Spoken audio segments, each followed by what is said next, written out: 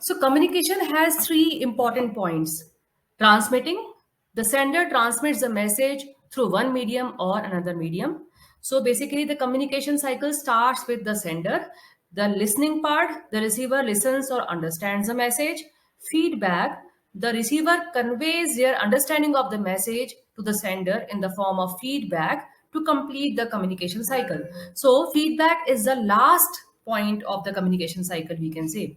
So various elements of communication cycle are: sender, the person who begins the communication. So that person who is sending the message is the sender. Message, the information which we want to send. Okay.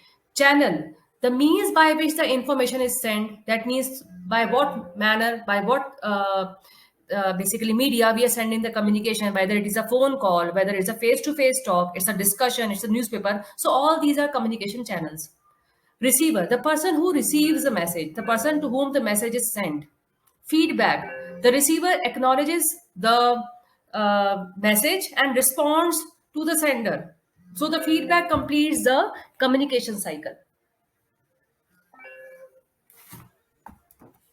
So this is your communication cycle. It starts with the sender sending the message. The message is encoded, and then it is the message is being sent. It is decoded and received by the receiver. Then basically the message, the receiver will send a feedback to the sender, and this will complete the communication cycle. So the communication cycle consists of sender, then encoding, then message, decoding, receiver, feedback, and then the feedback will close the communication cycle.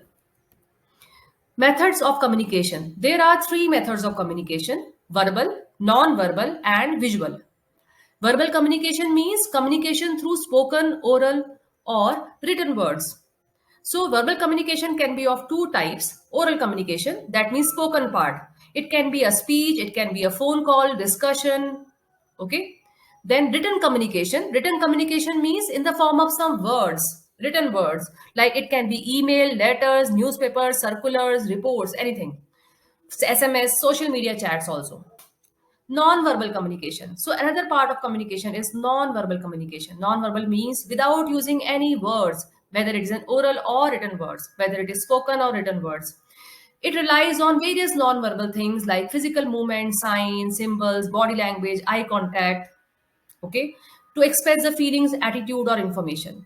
So basically we use body language, we use symbols, eye contact, signs, physical movement, or handshake. So all these form a part of non-verbal communication. The third type of communication is visual communication. Visual communication means without using any words, any language. So basically visual communication is through visual mode. That means we are using some images or pictures. So we do not need to know any particular language for understanding it. It is simple and remains consistent across different places. So if you have seen, traffic signals are more or less same across the world. No parking zone sign and other symbols which you see, they all form a part of visual communication. So we use various pictures or messages, pictures or images to convey our message. Now, basic principles of effective communication. There are abbreviated as 7 C's. So these 7 C's are: first is clear. Be clear about what you say. Concise. Use simple words. Say only what is needed. Concrete. Use exact words and facts. Correct. Use correct spelling and grammar. Coherent. Words should make sense and relate to the main topic. Complete. Include all the needed information. Courteous. Be respectful, friendly, and honest. So these seven: clear, concise, concrete, correct, coherent, complete, and courteous. These are 7 C's of effective communication. Barriers to effective communication. So what are the barriers which can provide a hindrance to effective communication? The first one is physical barrier. Physical barrier means environmental or natural condition which can act as a barrier for communication, which can provide hindrance in sending the message from sender to receiver. So not being able to see gestures, postures, and general body language can make the communication less effective. There could be some physical barrier in which the person is not able to interpret the message which is being sent. Okay. Linguistic means language barriers. If a person does not know, if two people are communicating with each other, one is communicating in Hindi and the other person does not know Hindi, in that case, that will act as a language or linguistic barrier. Interpersonal barrier. Barrier to interpersonal communication occurs when the sender's message is received differently from how it was intended. This can be due to stage fear, lack of will to communicate, personal differences. It can create interpersonal barrier to communication. So a person's lack of will to communicate, that can lead to any interpersonal barrier. Organizations barrier. Organizations are designed on the basis of formal hierarchical architecture, that is hierarchical structures, like we are having superior and subordinates. So sometimes the structure of the organization can be such as it can provide a barrier to the free flow of information. Sometimes the subordinates are not able to communicate freely to their superiors or to convey their ideas to superiors. So some stringent rules can make the employees find it difficult to communicate with their peers too. So these are organizational barriers. Cultural barrier. Cultural barrier is when people of different cultures are unable to understand each other's customs, resulting in inconveniences and difficulties. So these are the various types of perspective which can affect which can affect the process of communication. So first is language. So more of these are explained in details in this table. Language. So use of incorrect words, unfamiliar language, lack of detail. Language can act as a barrier. Like suppose, as I gave you the example earlier, a person is speaking in Chinese with another person who does not know it. So in that case, that communication will act as a barrier. Language will be acting as a barrier for communication. Visual perception. Visual perception means brain's ability to make sense of what we see through our eyes. For example, completing partially drawn pictures with visual perception, whereas they may be something else. Suppose you are not able to interpret the picture correctly, interpret the message correctly, or not see the thing which is being communicated to you correctly. So that could be your visual perception, not able to make sense what we see through our eyes. Past experiences, letting our past experiences from stopping us to understand or communicate clearly. Like suppose if you score low marks in maths, so you can have that kind of perspective that, okay, I am scared of answering questions. I am not good in maths. I won't be able to do good in maths. So I am scared to ask and answer question in the class if I scored low in my last exams in maths. So this could be your past experience, which can provide a hindrance, provide a barrier to the communication. Prejudice, fixed ideas such as thinking no one in the class likes me, may stop a person from communicating openly in the class. We have some prejudice about different people. Like suppose we have some predefined ideas about a person, that that person is not good.